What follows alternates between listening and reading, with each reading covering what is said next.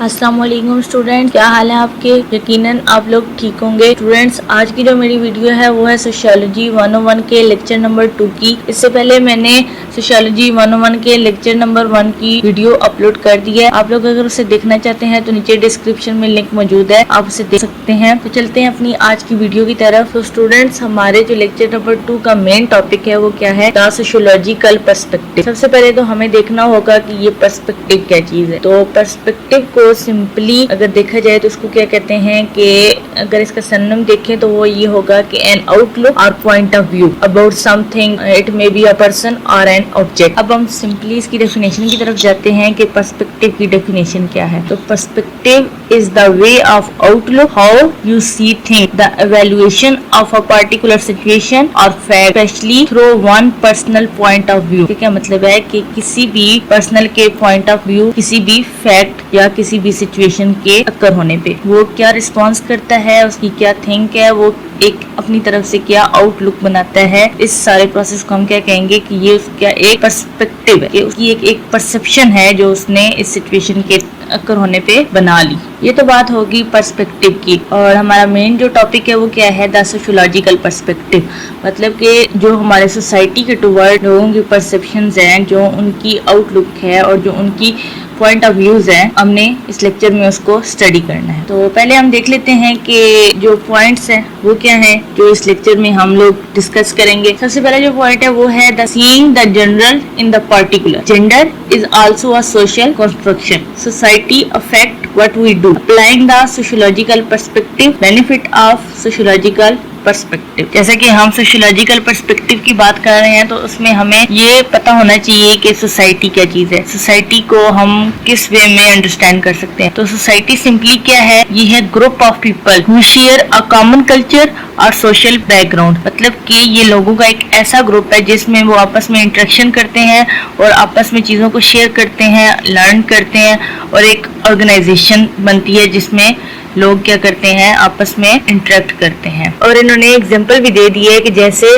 Influence करता है एक सीजन ह्यूमन की एक्टिविटीज पर, एक सोशल वर्ड जो है वो ह्यूमन की एक्टिविटीज पर अफेक्ट करता है। जैसा कि जब मौसम चेंज होता है तो लोगों की एक्टिविटीज भी चेंज हो जाती हैं। अगर विंटर है तो उसमें लोगों की एक्टिविटीज और होगी, अगर समर है तो उसमें लोगों की एक्टिविटीज और होंगी। तो सिमिलरली एक सोशल वर्ड में क्या करती है, अफेक्ट डालती है लोगों पे और लोग अपनी एक्टिविटीज को उसके अकॉर्डिंग लेकर चलते हैं और जो सोशल वर्ड है वो अफेक्ट करती है लोगों के एक्शंस पे। Our social world guide our action and life choices just as the season influence our activities and clothing. मतलब कि हमारी जो सोशल वर्ड है वो हमें गाइड करती है कि हमने अपनी लाइफ में क्या चॉइसेस लेनी है और कौन कौन सी एक्टिविटीज, कौन कौन से एक्शन करने हैं। अब आप लोगों का ये क्वेश्चन हो सकता है कि हमारी जो सोशल वर्ड है वो हमें कैसे गाइड करती है हमारी लाइफ। तो जब एक इंसान जो है वो अपनी सोसाइटीज के अकॉर्डिंग चलता है, अपनी सोसाइटी के तमाम रूल को फॉलो करता है तो उसे एज अ सिंपल और जो है वो आम इंसान ही समझा जाता है। लेकिन जब भी कोई इंसान जो है वो सोसाइटी के रूल्स को वायलेट करता है तो उसे एक सिग्नल प्रोवाइड होता है जो उसे कहता है कि तुम अब गिव अप कर दो, ये हमारी सोसाइटी हमारे कल्चर के खिलाफ है और तुम ये नहीं करना। People live in society. Society is a group of people who share a culture and territory. Peoples behaviour is influenced by there society. मतलब कि एक सोसाइटी में लोगों का जो भी बिहेवियर होगा वो अफेक्ट करेगा पूरी सोसाइटी पे। अगर 2-3 लोग जो है वो अपना बिहेवियर शो कर रहे हैं तो उनका जो बिहेवियर होगा वो सोसाइटी पे अफेक्ट करेगा, एक ट्रेंड चलेगा, लोग उसको फॉलो करेंगे और वो चीज जो है वो सोसाइटी में अक्कर हो जाएगी। और फिर जब नए लोग आएंगे उस सोसाइटी में तो वो भी क्या होंगे, ऑटोमेटिकली उस सोसाइटी के अंदर जो चीजें मौजूद हैं उनको अटेन कर लेंगे। नेक्स्ट है हमारे पास to find out why people do what they do, sociologist look at social location where people are located in a particular society. मतलब कि किसी भी इंसान का जो बिहेवियर है उसको अगर हम स्टडी करना चाहते हैं, अगर एक सोशियोलॉजिस्ट उसको देखना चाहता है कि उसका बिहेवियर कैसा है, अगर उसके सोशियोलॉजिकल बिहेवियर को चेक करना चाहेगा तो वो सबसे पहले क्या करेगा, उसकी सोशल लोकेशन को चेक करेगा कि उसकी लोकेशन कहाँ کہاں ہے اور وہاں پہ کیسے لوگ ہیں, ان کی سوسائٹی کیا ہے, ان لوگوں کا انوائرمنٹ کیسے ہے, اور وہاں سے وہ آئیڈیا لگا لے گا کہ اس پرسن کا بیہیویئر, اس کی پرسنالٹی ایسے ہو سکتی ہے. کیونکہ جیسا کہ اب ہم یہ ایگزامپل دیتے ہیں کہ ایک فیملی ہے جس میں لوگ بہت زیادہ اگریسو ہیں, بہت اینگری رہتے ہیں, چھوٹی چھوٹی باتوں پہ اریٹیٹ ہو جاتے ہیں, تو اس انسان میں بھی وہی چیزیں پائی جائیں گی. جب اس کے سامنے کوئی تھوڑی سی بھی چیز چینج ہوگی اس کے مائنڈ سیٹ اپ کے مطابق, اور تھوڑا سا بھی کوئی اریٹیشن کی بات ہو جاتی ہے جس کو اگنور بھی کیا جا سکتا ہے, لیکن وہ انسان کیا کرے گا, وہ اسی طرح اگریسو ہو جائے گا, اینگری ہو جائے گا.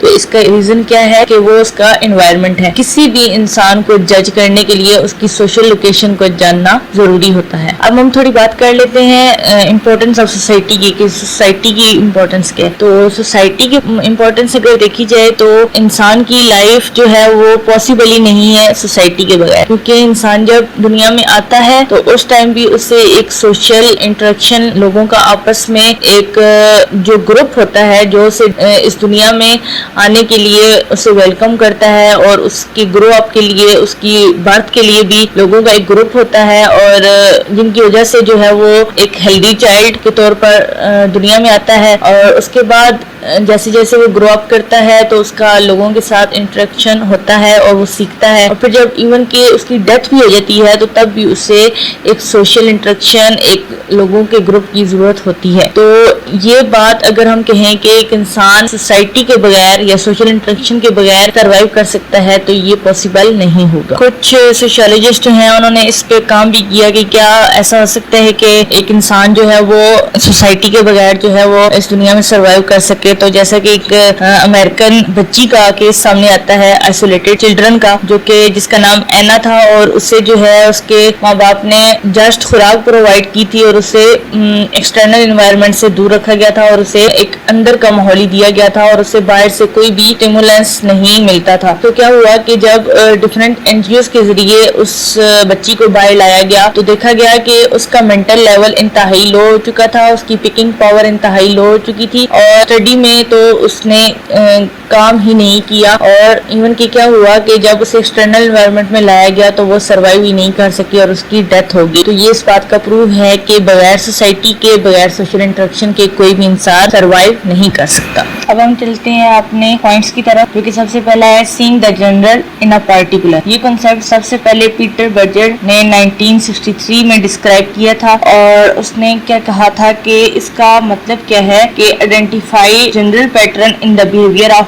Particular people. مطلب کہ جو سمپلی یا جنرل پیٹرنز ہیں ان کو ہم نے کیا کرنا ہے, آئیڈینٹیفائی کرنا ہے, ان کی شناخت کرنی ہے کچھ اسپیسیفک لوگوں میں. اور یہ بات بھی لگے کہ ہر انسان جو ہے وہ اپنی ذات میں یونیک ہوتا ہے, وہ اپنی ایک الگ شناخت رکھتا ہے, اپنی ایک الگ تھنکنگ رکھتا ہے, اپنی ایک الگ قسم کی پرسپشن رکھتا ہے. ایک ہی چیز اگر گروپ آف پیپل میں رکھ دی جائے, ان کو دکھا دی جائے, تو ہر انسان کی جو پرسپشن ہوگی, جو اس کا سوچنے کا طریقہ ہوگا, وہ کیا ہوگا, ڈفرینٹ ہوگا. ہر انسان اس کو ڈفرینٹ اینگل سے دیکھے گا. سینگ دا جنرل ان پارٹیکولر, اس بات کو اگر میں آپ کو سمجھانا چاہوں ایگزامپل کے ذریعے تو وہ یہ ہوگا کہ جیسا کہ کچھ سوسائٹیز میں دیکھا گیا ہے کہ اس میں جو بچوں کو ہے وہ ایک خاص لیول تک پڑھایا جاتا ہے, پھر ان کو پریکٹس کرنے کے لیے ٹائم دیا جاتا ہے, پھر ان کو کہا جاتا ہے کہ اب آپ کوئی بزنس کرو یا ارننگ کا پروسیس سٹارٹ کرو.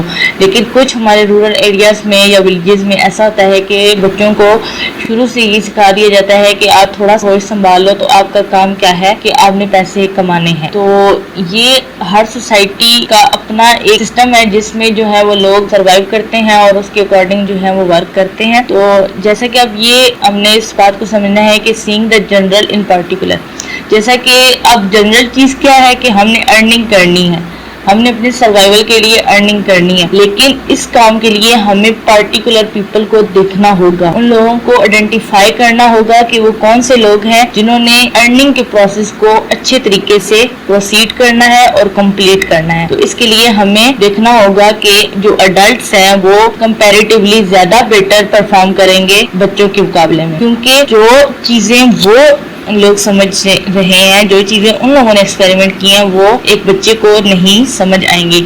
تو کیا ہوگا کہ اڈلٹ ہوڈ کی جو ایک لائن ہے وہ ارننگ کے پروسیس وہی کرے گا جس کو ایک ایکسپیرینس ہوگا, نالج ہوگا, اور جس کو پریکٹس ہوگی वही इस प्रोसेस को बेटरली परफॉर्म कर सकेगा। नेक्स्ट पॉइंट है हमारे पास, gender is also a social construction, मतलब कि हमारी सोसाइटी की डेवलपमेंट के लिए जो मेल और फीमेल का रोल है वो दोनों का बहुत इंपॉर्टेंट है। तो सोसाइटीज में देखा गया है कि वहाँ पे मेल जो है वो अर्निंग का प्रोसेस करते हैं और जो फीमेल है वो घर को देखती हैं और घर के कामों को। लेकिन मोस्ट डेवलप्ड कंट्रीज में देखा गया है कि वहाँ पे जो अर्निंग का प्रोसेस है वो फीमेल भी करती हैं, और उसमें ये भी हो सकता है कि जो मेल हैं वो घर के काम कर लें अगर वो इतने एलिजिबल नहीं है। तो ये है कि वहाँ पे हमें कई जगहों पे इक्वलिटी नजर आती है कि मर्द औरतों के काम भी करते हैं और जो औरतें हैं वो मर्दों के काम भी करते हैं। तो इस तरह ये जो है ये हमें कुछ जगहों पे इक्वलिटी नजर आती है कुछ सोसाइटीज में, लेकिन कुछ सोसाइटीज में जो है दोनों के कामों को डिफरेंट कर दिया गया है। जिस तरह उनकी पर्सनैलिटी, उनका बॉडी स्ट्रक्चर, उनकी जेंडर सब कुछ डिफरेंट है, वैसे ही उनके काम भी सेपरेट कर दिए गए हैं। जैसे कि अब मर्द में ज्यादा ताकत है, ज्यादा उसमें पावर है, ज्यादा वो वर्क कर सकता है, तो इसलिए ज्यादा जो टफ काम है वो मर्द के जिम्मे किए गए हैं, और जो थोड़े सिंपल और थोड़े इजी और कंफर्टेबल वे में करने वाले काम है वो औरत को दे दिए गए हैं। थर्ड जो हमारा पॉइंट है वो है society affect what we do to see the power of society to shape individual choices, मतलब कि जो सोसाइटी की पावर है वो क्या करती है कि इंडिविजुअल की चॉइसेस को शेप करती है। फॉर एग्जांपल जो डिफरेंट कंट्रीज में जो चिल्ड्रन का नंबर है उनको बर्थ देने का वो डिफरेंट है। यूएस में जो है वो 2 चिल्ड्रन का है कि अपनी पूरी लाइफ में जो है वो 2 चिल्ड्रन को बर्थ दे सकती है।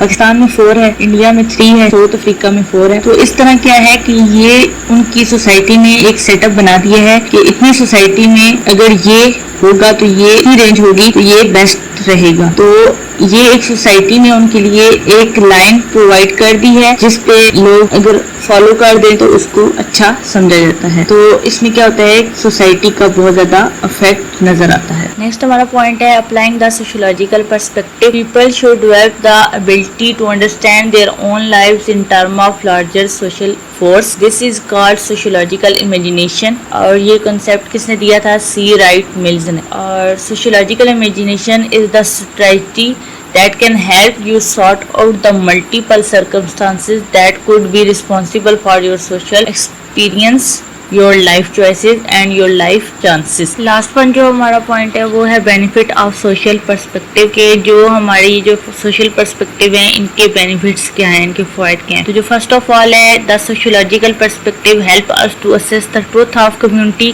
held assumption। Secondly है the sociological perspective promote us to assess both the opportunity and the contrast that characterize our life। Third one है the sociological perspective empower us to participate actively in our society। कि यही जो perspective हैं ये हमें encourage करते हैं कि हम सोसाइटी के डिफरेंट एक्टिविटीज में पार्टिसिपेट करें। The sociological perspective help us recognize human variety and confront the challenges of living in a diverse world। मतलब कि सोशियोलॉजिकल पर्सपेक्टिव हमारी मदद करती है कि हम लोगों की डिफरेंट वैरायटीज को जान सकें और लोगों को डिफरेंट एंगल से देख सकें, और ये डिफरेंट चैलेंजेस का सामना करने के लिए भी हमारी मदद करती है। तो स्टूडेंट्स ये था हमारा आज का लेक्चर। उम्मीद करती हूँ कि आप लोगों को समझ आ गई होगी। मजीद इस तरह के लेक्चर सुनने के लिए हमारा चैनल सीखो पाकिस्तान सब्सक्राइब करें और लाइक करें। मिलते हैं नेक्स्ट वीडियो में, तब तक के लिए अल्लाह हाफिज।